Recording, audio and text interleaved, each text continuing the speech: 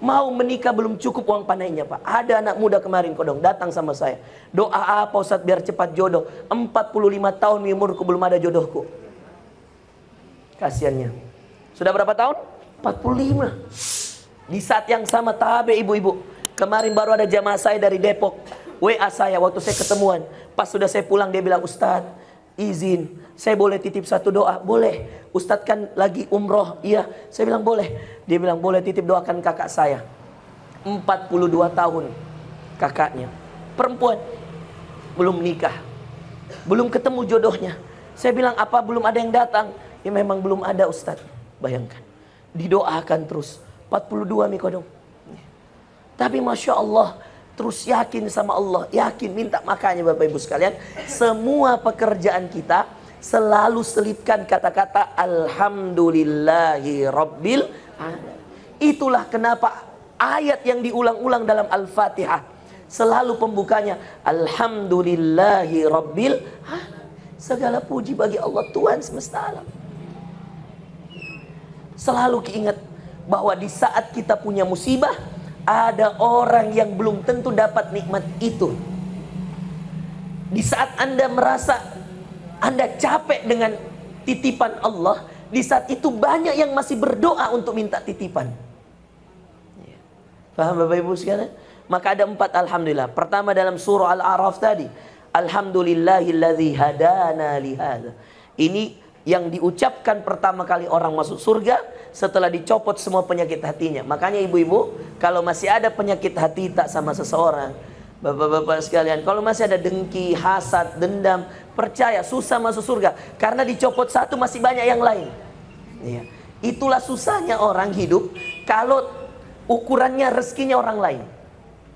Jangan pernah hidup dengan ukuran rezeki orang lain. Stres mengeluh, kurang syukur, kufur nikmat. Itu semua penyakit diawali dengan mengukur rezeki dengan rezeki orang lain. Tidak bisa sama rezeki suami tak dengan suaminya orang. Tidak bisa Bapak Ibu sekalian. Tidak mungkin sama rezeki istri kita dengan rezeki istri orang lain. Tidak mungkin. Maka paling sederhana mensyukuri nikmat yang Allah titip kepada kita.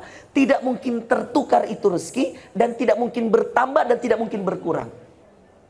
Saya kasih satu cerita. Ini dari syekh saya di Sudan. Beliau cerita begini. Lihat ada seorang yang kemudian di Arab dulu. Membutuhkan air. Satu datang dari selatan, satu datang dari utara.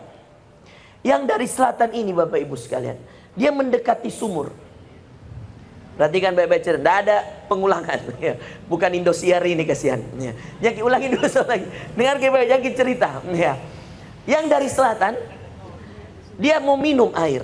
Dia mendekati sumur Bapak Ibu sekalian. Karena dia haus. Ya.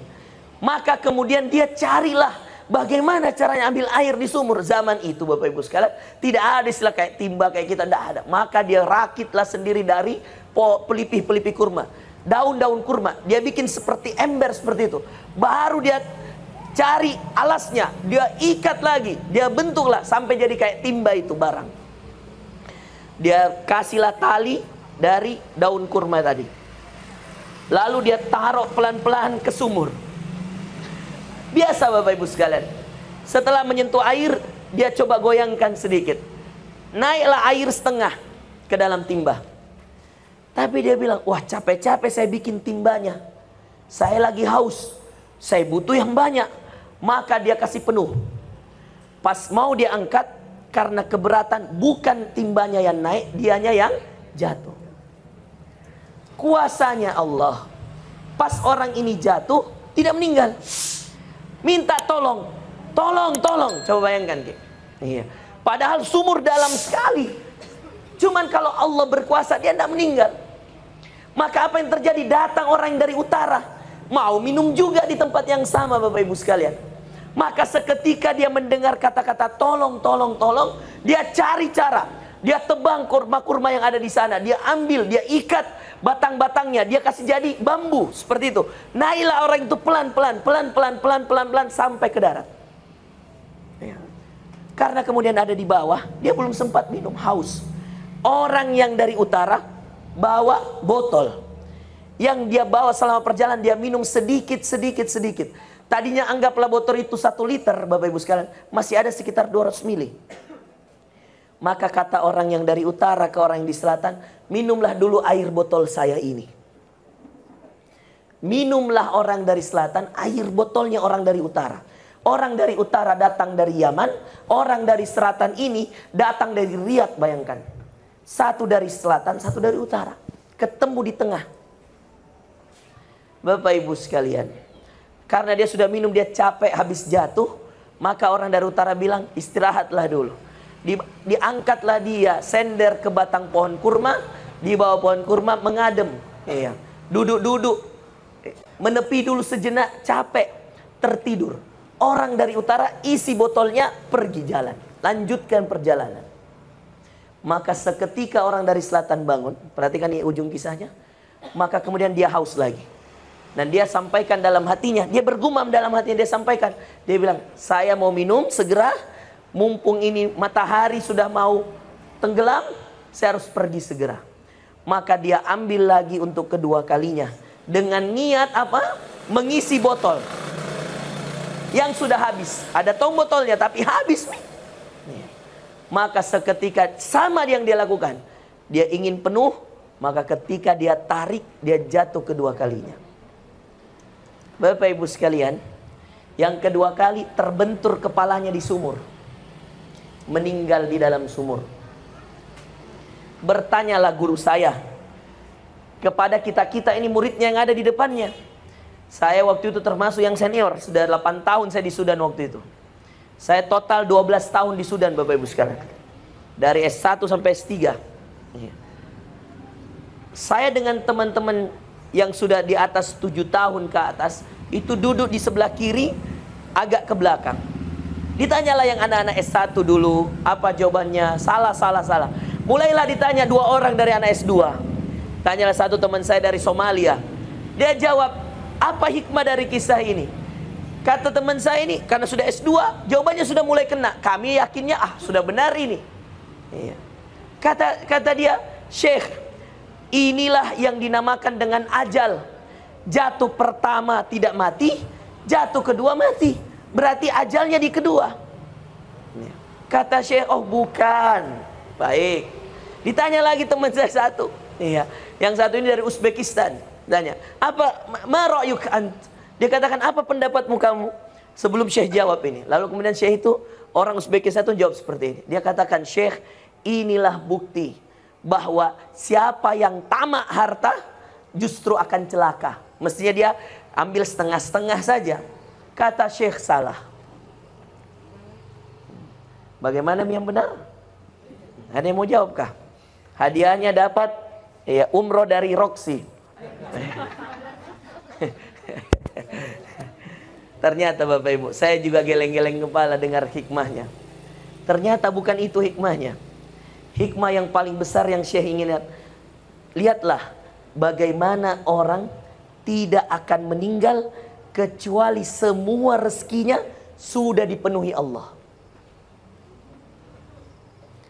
Jatuh yang pertama tidak meninggal bukan karena dia tidak terbentur kepala. Oh bukan, itu cuma kejadian takdir Allah. Jatuh yang pertama dia masih ditolong dan selamat karena ada rezekinya. Apa rezekinya coba? Air yang tinggal 200 mili tadi. Berapa mili kayaknya air minum tak? 220. Kira-kira segini itu rezekinya itu orang dari selatan, dari Yaman dia jalan. Masih ada 1 gelas. Belum dia minum. Bayangkan air sumur berliter-liter itu air. Betul tidak? Tidak sempat dia minum. Tapi ada 200 mili. Dia tidak sangka dibawakan dari orang yang dari Yaman. Dan orang dari Yaman ini ketika dia jalan, dia tidak tahu kalau inilah rezeki yang akan menghabisi saudaraku kodong. Karena kapan seseorang habis rezekinya ibu, maka habis jatah umurnya. Makanya kalau berdoa kijangkut dan tongkit terlalu talewa, ya Allah rezekiku. Kapan habis, selesai gitu. Jadi kalau minta ki doa, ibu, jangkit terlalu mangoa. Ya Allah kasih semua mak rezekiku. Ada yang mau bilang begitu sekarang? Tunggu dulu, jangan bilang sekali-sekali. Perjelas dulu ini supaya mengerti. Ya Allah kasih semua kan rezekiku ya Allah. Atau kita bilang ya Allah kasihkan rezekiku, cicil mi ya Allah. Yang mana bagus? Dicicil atau dikasih semua? Betulan Ki Bu. Kita kuliah tanda-tanda kalau berdoa Ki, minta Ki rezeki banyak sama Allah. Jangan terlalu banyak minta rezeki. Karena kalau sudah dikasih semua, berarti jatah umur habis.